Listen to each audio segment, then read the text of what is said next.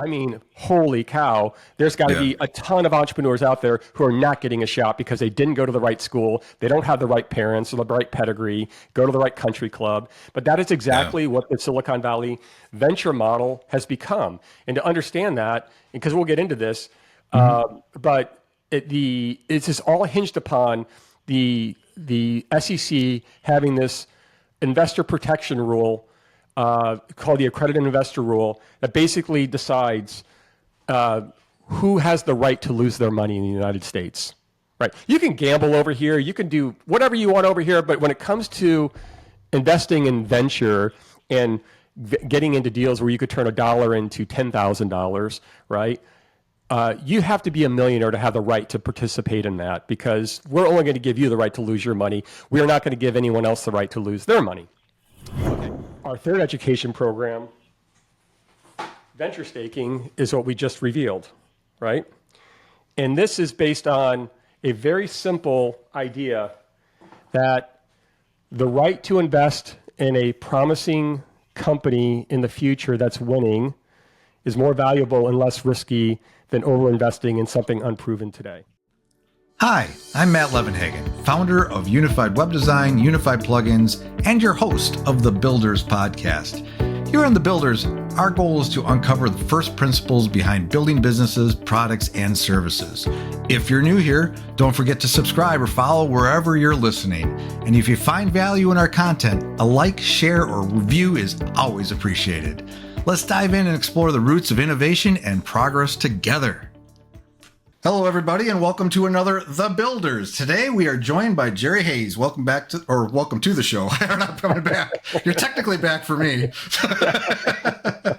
Great to be back, Matt. So Gerry is the founder of Doriot, spelled Doriot though. Yeah, Doriot, right behind you. Right there. Somebody's watching. And you guys are, I'm going to just let you tell us in like 1 minute, what are you guys doing? Sure. We've created a different game of venture that's separate from the traditional venture capital model that's used out in Silicon Valley. If traditional venture, as defined how Silicon Valley has engineered it, is tennis, our game of venture is pickleball. Same court, different rules. Anyone can play. Everyone will want to. Isn't it better? Like, a lot of podcasters, they read a sheet. Yeah. At a time. Yeah, I love it. It's like, you're going to say it way better with way more passion. So awesome. Yeah. So we're going to talk about venture capitalism today and something called venture staking, which is a whole thing Gerry is doing. And but before we do that, let's learn a little bit about you, your background, your origin story, and how you landed doing what you're doing today, because that kind of all of that informs what you're doing today and what's going on. So it's great to be here and in front of your audience, and every opportunity to talk about this is such a blessing. So thank you for having me on your podcast. A little bit about me. I've been basically in Indiana my entire life. I went to school here, went to college here at Indiana University, got a law degree at Indiana University. I started off my career at the governor's office, and then I became the legislative director for the Department of Environmental Management. So I worked inside a regulatory agency, which has very much informed me, what it means to be inside a regulatory agency like the SEC, which is very important now. So I spent 3 years inside an enforcement agency, right, to really understand how they kind of think and operate. And then I got a law degree, went to the other side, was in legislative affairs for the Indiana Chamber of Commerce, and then the big three automakers who had their trade association out in D.C., all the way up until almost till 1999. Then I gave it all away so I could become an entrepreneur. So I just decided that, the career that I had was great, and it would have offered a lot, but it wasn't fulfilling. What was the catalyst? Like, you just fed up with that type of work in the career, or you saw something that you wanted to tackle? When I finished my law school, and it was a 4-year evening program, then I passed the bar, and I thought, I really should try to practice law and see what that's like. So I practiced law for all but 20 minutes. It won't be on my LinkedIn. Literally. I mean, I literally practiced law for about 20 minutes. And I just realized, I want to be in the other side of that table. I don't want to be on this side of the table. Yeah. And it's like, well, do I go back and get an MBA? Because I don't want to go back and do lobbying work, or do I start a company? And I chose the latter. So what was what was attractive to you? Like, you did just what caught your attention? Like, you wanted to be an entrepreneur instead. Yeah. So it was really red hot at the time with Web 1.0. Okay. We got to think about 1998, 1999, Amazon, Yahoo, companies were going from zero to IPO in less than 12 to 18 months, having raised a round of venture capital, and then getting, a keyword from AOL apparently was all you needed. And so that was a really hot area, right? But in Indiana, this was just sort of starting. But gosh, I wanted to, I wanted to get into the software space, and I applied for a few jobs, and no one would, even talk to me because I didn't have experience. Who's this law guy? Exactly. So, but then I started doing some real estate transactions when I was practicing law. So we had a client. So it was a small business firm. We had a client that was wanted to buy homes to expand their facility. So I was literally talking to these homeowners, and I was doing the actual transaction, what a real estate agent would do. And I said to myself, oh my gosh, real estate agents charge 6% to do this. You could do this in a fee base, and you could completely reimagine the residential real estate industry. So I looked around Indianapolis, and I saw this small company called IndieFisbo.com, for sale by owner. And what they were doing is you'd pay like a couple $100, and they would put your listing on the internet and send you a sign. And they were getting, I don't know, maybe 25 listings a month. They weren't very big at all, right? But they had already started something. So I walked into their offices and I told them, hey, I want to buy this company. And of course, they thought it was worth $1 million plus because it was the internet 1.0 hype. Right. Yeah. We took a little bit of negotiations, but we got the deal done, right? So I bought them and I changed the brand to homeya.com. Like I sold my house on my own, right? Oh, nice, yeah. And then we announced the arrival of commission-free real estate. And as a matter of fact, this was the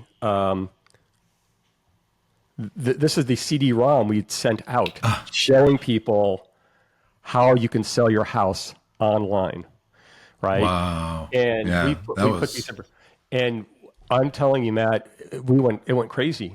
We went to $0 to $1 million in revenue in 18 months. And what people didn't understand with the transaction, right? What we were doing is a $239 listing, right? List your house on Home Yeah. We'll give you a couple of signs, but we gave them 3 signs just to keep putting signs. Our signs were everywhere, right? Literally everywhere, right? Real estate agents were taking our signs out and putting them in their trunk, right? The Justice Department knocked on my door and said, we're investigating one of your largest competitors trying to blackball your listings, right? For fair, competition kind of thing. I mean, it was that crazy. And, but during that entire time, I could not raise venture capital. VCs would not invest. They'd say things like, oh, well, I would never not use a real estate agent. I'm like, well, you're not my customer then. Right.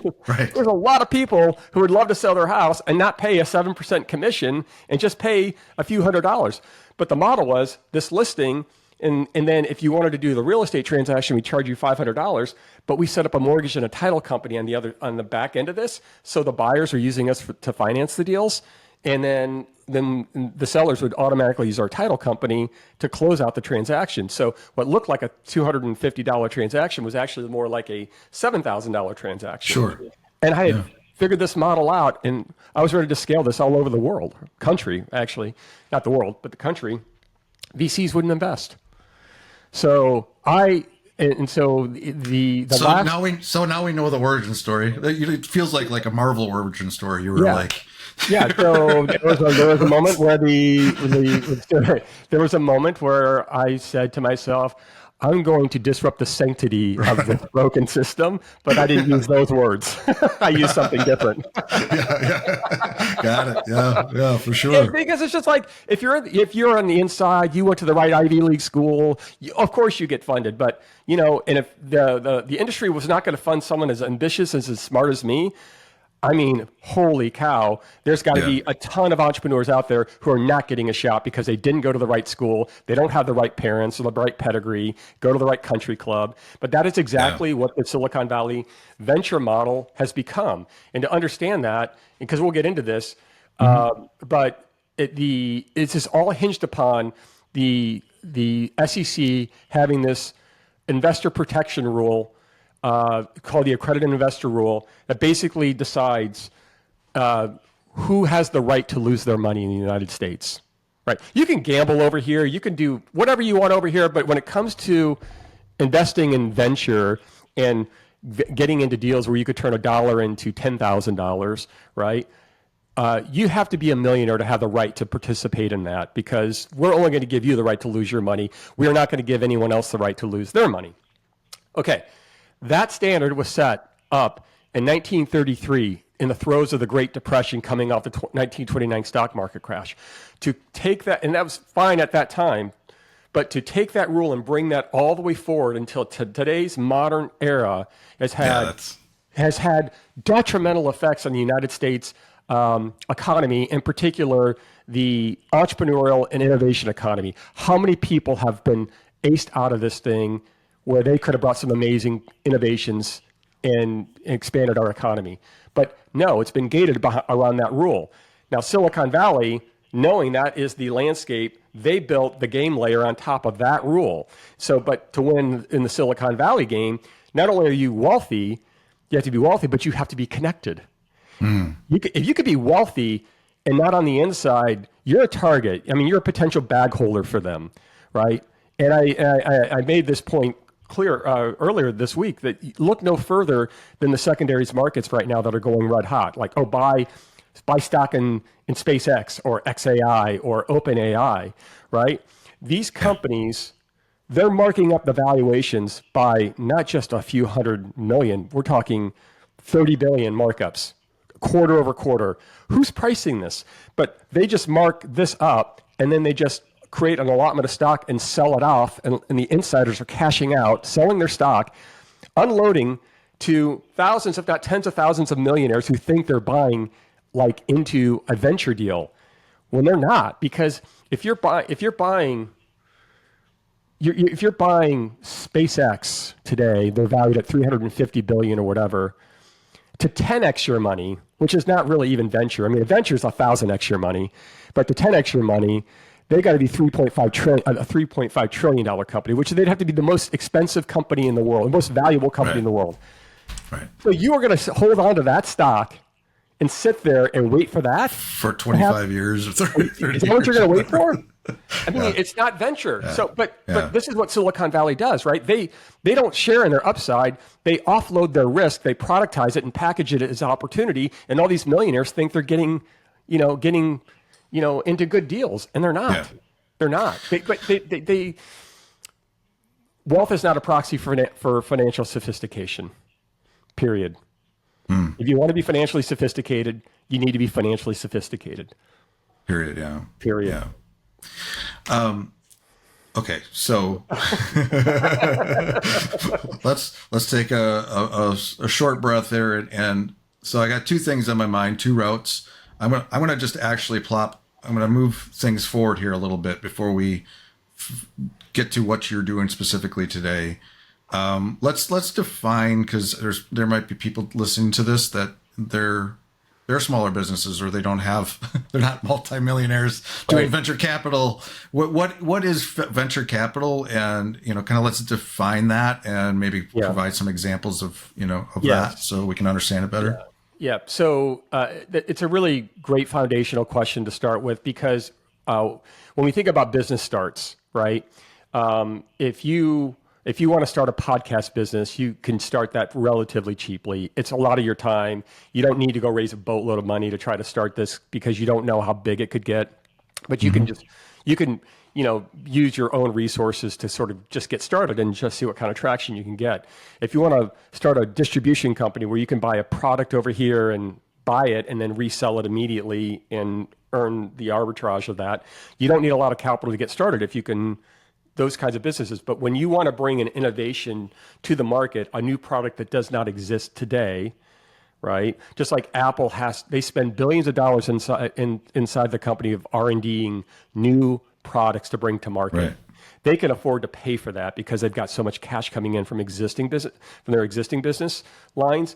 But if you're an entrepreneur and you have this vision for a product that does not exist today, it may cost a lot of money to build that product and birth it, bring it to market, and gain traction, and to educate the world about this product. That is where venture capital steps in, because if that product has a potential of being worth billions of dollars, or that company's worth billions of dollars, and you can buy in, at a $5 or $10 million valuation today, and it becomes worth 10 billion, and you can 10,000x your money, then you can turn $1 million into, like, I don't know, 250 million or Right. $1 billion. That's the game of venture, right? Okay. Now, most of these deals do not work, right? Most of these deals are going to fail.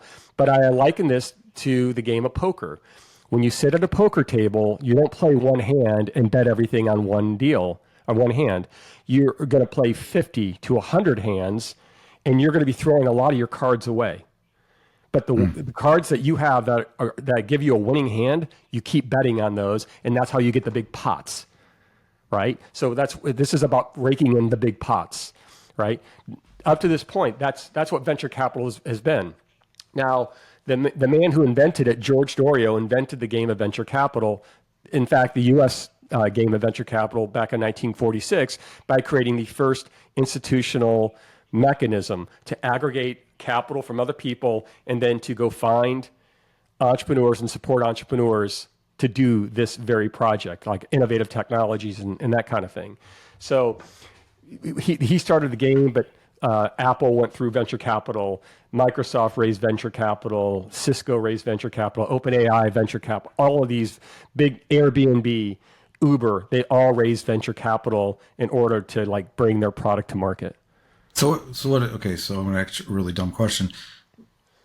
Where is this venture capital? Is there an organization, or are these individuals that have the venture capital? Where is it? How is it regulated? How does it work? Yeah, so the mechanism is regulated by the Securities and Exchange Commission.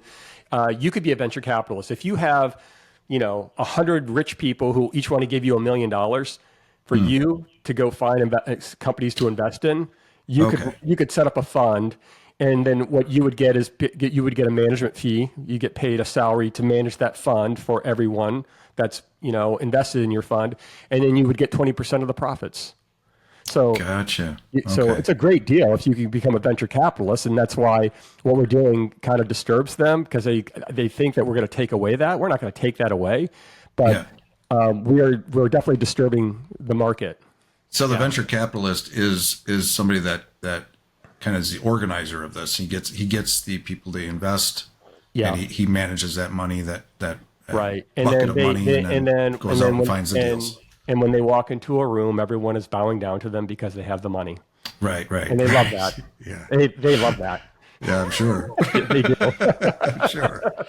Okay, that makes sense. So that boils it down to something simple to understand. So, okay, so now back to your story. Yeah. All right. So we got that as a foundation. So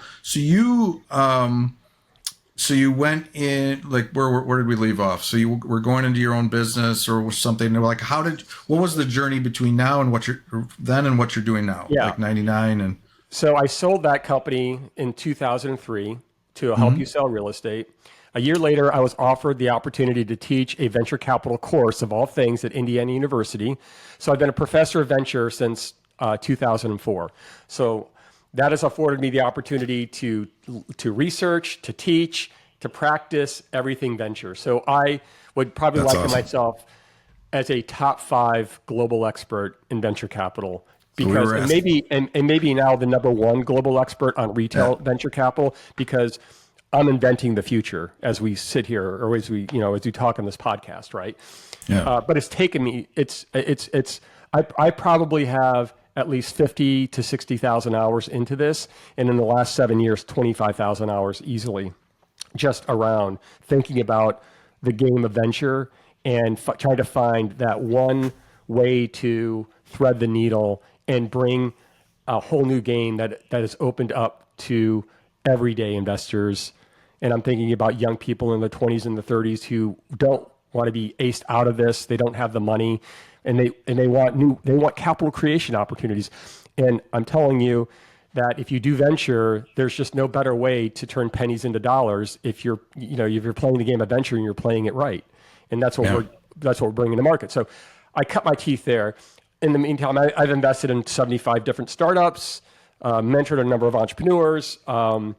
I became an expert fried chicken salesperson. My brother and I started a fried chicken company, and he handled everything on the inside. I handled everything on the outside. I was selling fried chicken programs to Southern grocers, right? So that's where I learned to sell, right?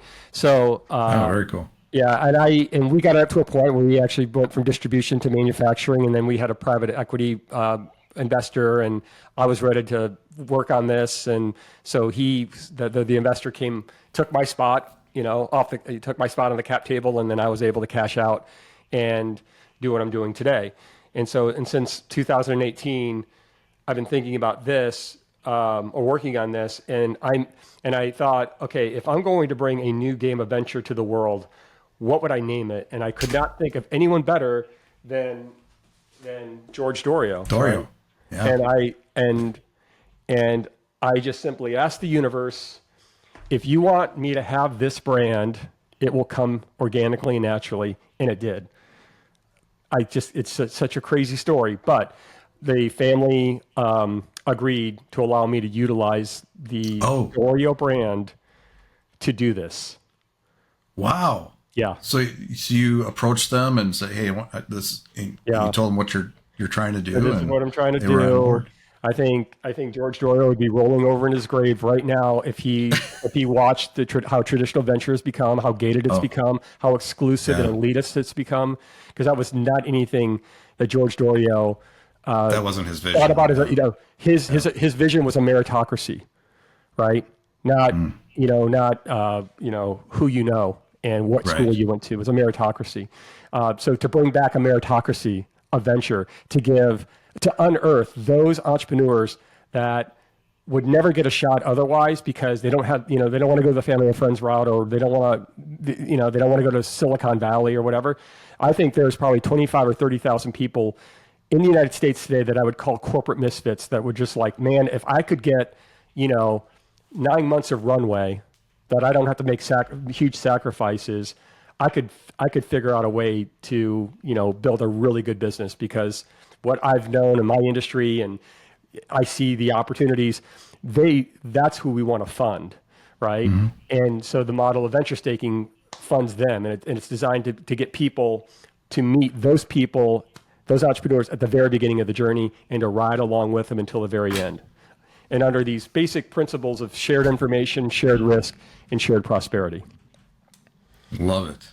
Yeah. Love it. And just to put a cap on your story, I feel like you're perfectly positioned to be doing what you're doing. I mean, from the law background to being involved with venture and all the stuff you did, and then a professor of it. Yep. I was going to say before, I'm like, we asked the right guy how to define it. But that's incredible. And so, and that just goes to show with anybody, like if anybody's wants to do anything, just dive in and put the hours in. Yeah. Start. And get as much experience as you can and do it, keep your vision. Like you've had this, like that origin story way back when you were like, I need to fix this. That's been stuck with you for a couple decades. And so you've been working on this thing like for that long, and it's amazing. You've stuck stayed on that trail. You were saying something? Well, the one thing I'll say, Matt, because I love the name of your podcast, The Builders, right? Let me just say this. What I do know about this game of entrepreneurship, and a lot of people who get into this game have to learn very quickly, is that it's a game from the inside out, not a game from the outside in. Most people just want to go to the outside and like start doing things, and they hit their heads get beat up, and they run into brick walls or whatever because they're just trying to rearrange what they see outside. Entrepreneurship starts from the inside, and it starts with that seed of something. And that to fertilize a seed of an idea like I had there, I had such anger in that moment, and that fertilized this.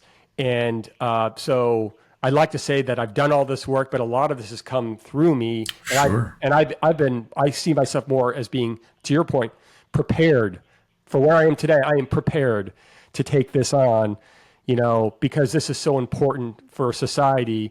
And I do believe I'm doing God's work, if that makes sense. Yeah. I do believe I could not take on the institution of the SEC or the Silicon Valley if I did not have God's blessing, and I'm getting God's, information and pathway to take, right? So I'm being led, but focus and the drive and the willingness to do the work and take all the steps that you can, that's all a part of it. You got to have both to be successful.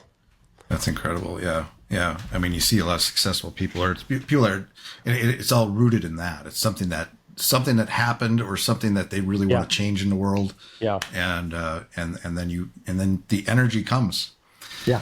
And you do it. So, okay. So let's talk a little bit about, what you're doing specifically. Like, how did this, you got the name. Yeah. You figured out, you're calling it venture staking. Tell us a little bit about how that's kind of come about. Yeah. So again, so we started in 2018, right? And I like to use props. So this is the man, George Doriot, who invented the game of venture. And starting with that, we decided we were going to start with education first. So retailers don't understand how to invest in startups. So we created a game called Fantasy Startup. Oh, fun. Yeah. So this game, we released it in late 2020. And since then, 14,000 people across the globe have played it. And what we do is we give you 50 startups and $500. And you have to make 50 startup investing decisions, whether you're in or not, and how much you're going to invest. And then you get to see that your portfolio is going to be loaded with failures. But if you've invested in enough companies, there'll be a few that are going to pay for them all and give you a huge win, right? So we're teaching how to invest like a professional, sophisticated venture investor would invest, right? Diversification, right? It's called the power law. So that's what we started with. And I submitted an application to the SEC to have them utilize that tool to qualify investors to invest in startups, right? Because they had a law on the books they passed in 2020 saying we can approve a program if someone wants to bring it to us. Well, I brought it to them, and they ignored me, right? Then we brought a second product out to market, and this is called the Qualified Accredited Investor Program. And this is a 100-question exam for people who want to be at an elite level of venture understanding, right? Designed for VCs, angel investors, entrepreneurs who are trying to raise venture capital, that frankly, if you can't pass this exam, you should not be in the business, right? We submitted that to the SEC, and the SEC ghosted us, right? So these cutting edge programs are available right now in the market, and the SEC completely just ignores me, okay?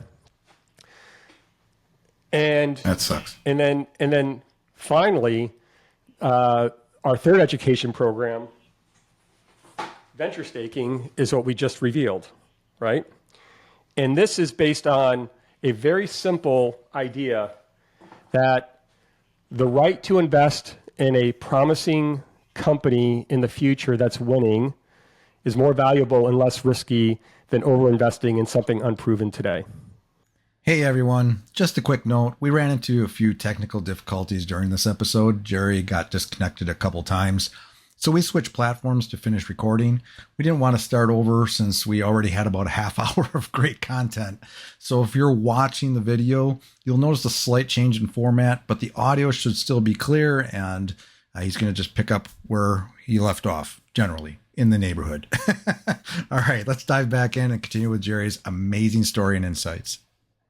Yeah. So our third product, education forward product is venture staking, which is now this new game of venture that sits on top of the existing regulatory structure, no different than the Silicon Valley model sits on top of the regulatory structure. And it's based on this idea that the rights to invest in startups in the future that are winning is more valuable than overinvesting today. And using that poker analogy. Right. And so what venture staking is essentially creating a marketplace for rights to invest in future rounds. So let's just say, Matt, let's say you were in a venture stake me, which you actually can. You can come to Doriot and buy a venture stake in Doriot. If you believe that, I'm just crazy enough to pull this off and you believe that this has a chance to change the world, you could buy a venture stake for as low as $10. What that $10 gives you is access into the inside, and you get the inner workings of what's going on. I provide my venture stakers with a weekly update. I give them all the sizzle of what's really happening that I don't share publicly. So you get to learn from me, as we go along. And then when I raise my first round, when I raise my second round, I raise my third round, and I've got all these companies that or investors want to invest in us, I will always go to my venture stakers and say, hey, I'm raising money at this valuation. These are the folks that are in it.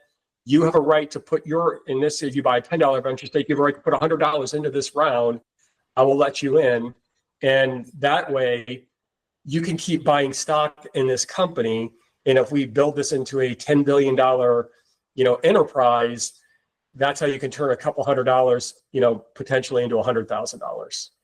And you would do this over and over again with entrepreneurs. You buy venture stakes and the most promising entrepreneurs.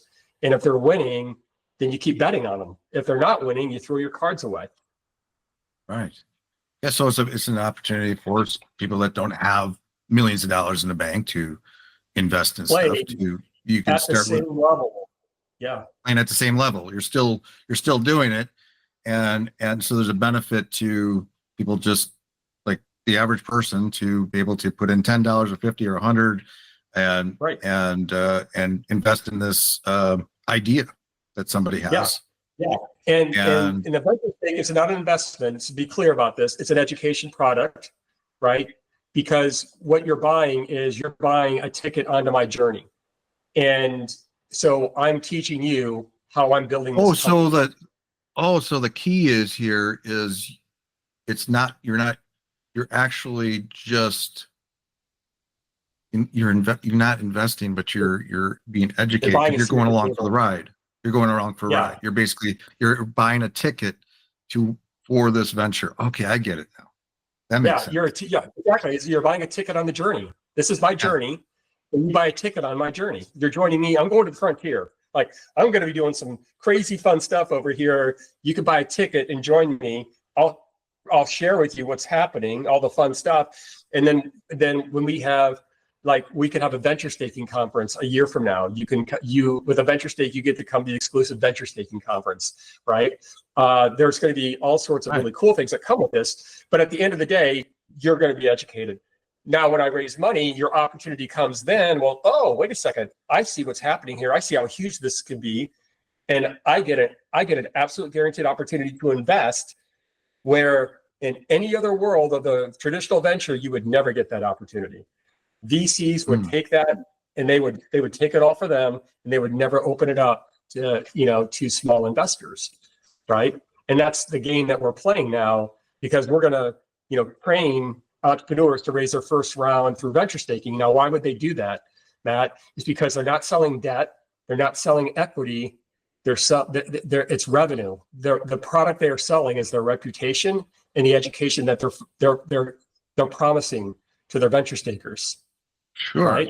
So you could raise a couple $100,000 in a venture staking round to give yourself 9 months of runway. You could get paid a salary, right? Keep benefits, and you could leave your corporate job, and you'd have money to get some training to become a really good entrepreneur, and you get some money to go to a conference. You want to go to a conference in Dubai because you're in that particular area that you're focusing on. You've got a bank account to do that, to discover the true business opportunity that exists. And if one exists, then you've got this huge community of venture stakers that are there, like, yeah, let's do this. Let's put some more money into you. Let's go. This is awesome. Yeah. So the venture stakers, their return on investment is the knowledge and what they learn. Yeah. Plus an opportunity, if one exists in the future, to invest, and they don't have to invest, right? It's just like, again, you buy venture stakes. You could buy venture stakes in 50 different entrepreneurs at $10, and you just are like seeing every week the progress that's being made, right? Yeah. And you're kind of living in this arena of education that is completely being wasted. Like, we're going to capture all this amazing education. So when I think about people in their 20s who want to be an entrepreneur, you could venture stake and start learning how to be a great entrepreneur by watching people who are actually doing it. You know what I mean? And then if you wanted to invest in it, because you see that this is, now you're along for the ride, like, this is awesome, and there's going to be opportunities to then invest in that business. Yes. Yeah. Yeah. And how does that work? Is that different than venture capital, or would it be? Well, yeah, no, it would be, you would be investing at the same level as a VC. It's just a different regulatory structure within the SEC to make that happen. So to get non-accredited investors, you have to file what's called a Form C, right? And then it has more disclosures. And then you'd have to run that offering through a regulated portal like WeFunder or Start Engine or Republic, or there's some private label portals, but you have to run that offering through that. You could cap it to your venture stakers, right? And then all the venture stakers investing get consolidated onto a single line item on the cap table, and they're in the deal. And you are, again, passively investing. And then if I turn around and we sell this company for $10 billion and your $300 is now worth like $98,000, the money hits your account when we sell. Wow. That sounds amazing. Yeah. So these don't happen every day. That's why you have to have venture stakes in multiple deals to see which ones have that kind of opportunity. So how did you come up with this idea? Like, it's just thinking about it for a long time. I mean, was it like a spark? Like, this is how I tie it to. Yeah. So my instincts were telling me there was something here, and the reason I actually should give the credit, some of this credit, to a venture capitalist named Fred Wilson. He's one of the top VCs ever, Union Square Ventures. And I saw a quote from him that said, "Hey, guess what? Venture capital is kind of like poker, right? You want to play multiple hands, but you want to keep betting on the winning hands." And like, okay, all right, that's how you play venture. Well, how do you make? And then I go like, then you can't do that with buying equity because it's too expensive. People don't have that kind of money, but you could do it with options, right? Call options. And it hit me on a cold January morning of this year, and I said to my wife, "We've got it. Let's bring the band together, and let's." Wasn't that long ago? Yeah, wasn't that long ago. Let's bring the band together, and let's introduce this on tax day, April 15th, and that's what we did. Very nice. It's interesting, and I'm just like kind of inject kind of some experience I've had in the past. I feel like there's a thread here. So back in the 2000s, I was big into affiliate marketing, pay-per-click advertising, and promoted affiliate programs. And then out of that grew a system that I created.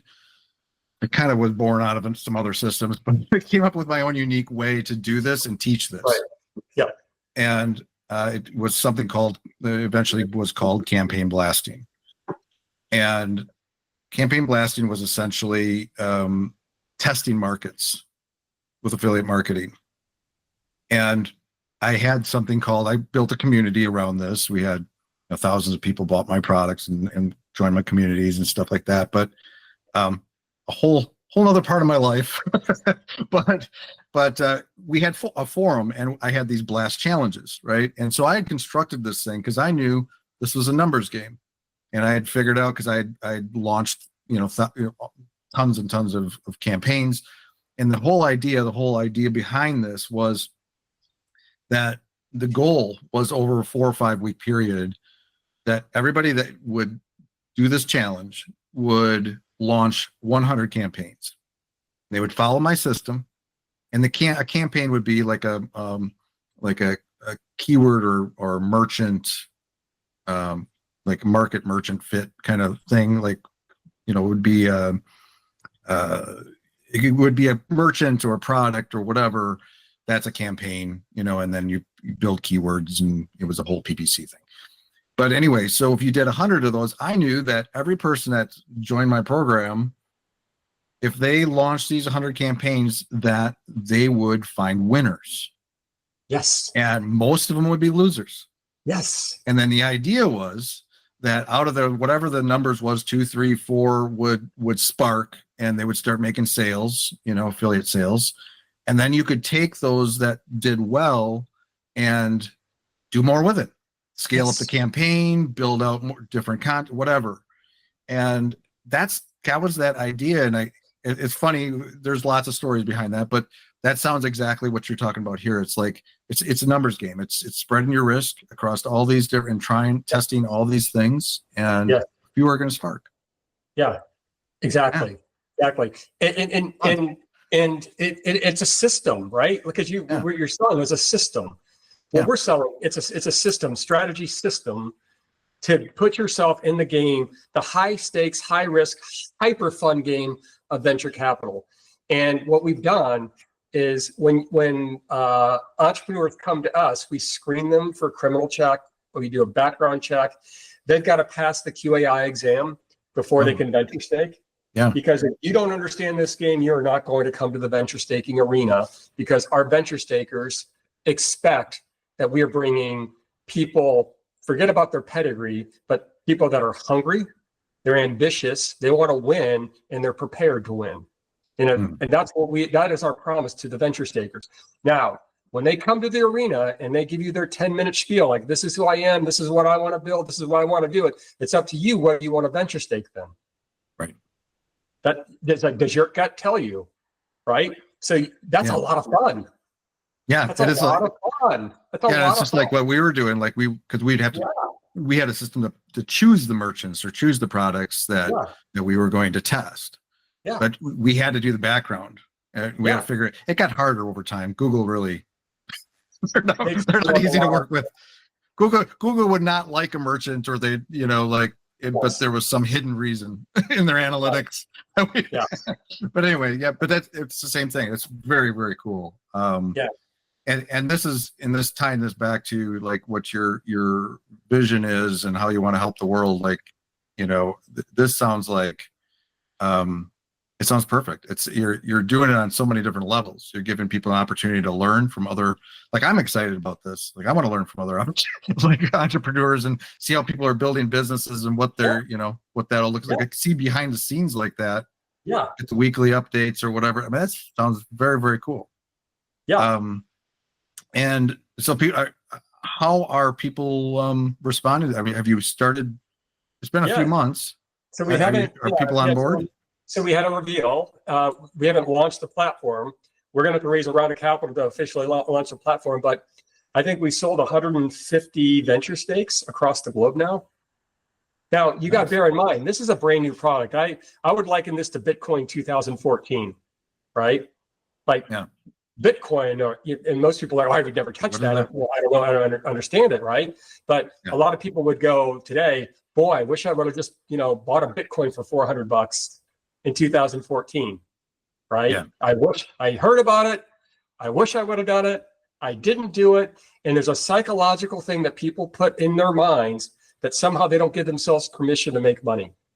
And that is a huge, huge problem that we have, because again, the conditioning that has happened, and this is where I love Shark Tank, but Shark Tank has done the exact opposite of its intended purpose. They're not educating anyone about venture. It's a drama. But what they've really pushed, the narrative that they push is, you can't BS the sharks. We're rich. We're up here. We get to do this, and you just get to sit and watch. And most people don't think that they can be in a position to make a bet on someone, right? And this is what we're talking about. We're betting on human ambition, right? And to once we crack that nut and tell people, we give them permission, yes, not only can you make these fun decisions and make bets, but you can make money doing this. The numbers don't lie. The industry is only getting bigger, and we need more entrepreneurs, and we need more shots at goal. And there's a lot more people who want to play pickleball than tennis, and we're giving them pickleball. Yeah, right. Yeah. Right. Oh, that's amazing. But and so you're just getting started.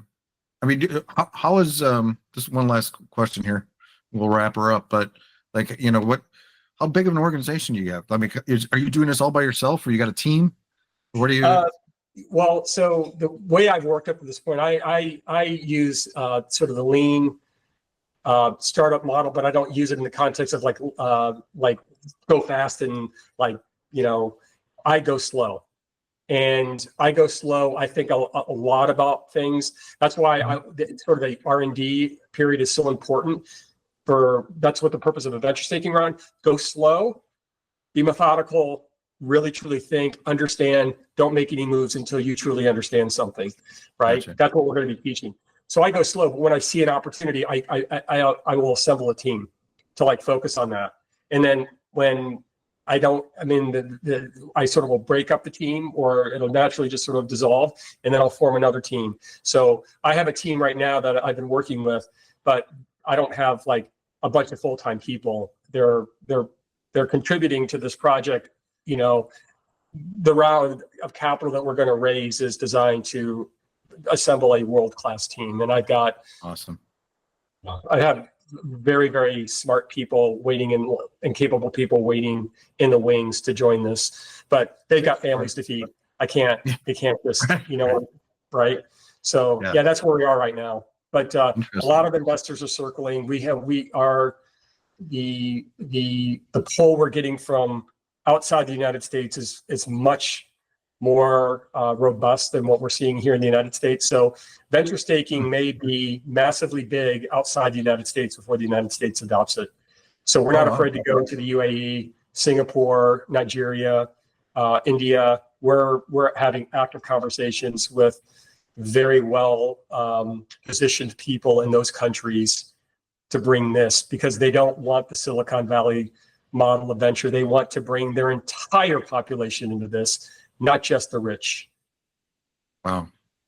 I can't wait to say someday, I talked to Gerry before.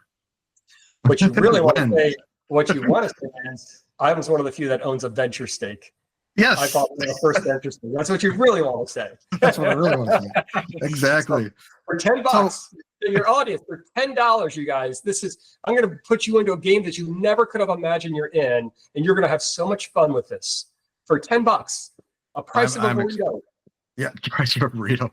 Yeah. I really like my burritos, though. I don't know if I can give up. Nah, okay, yeah, okay.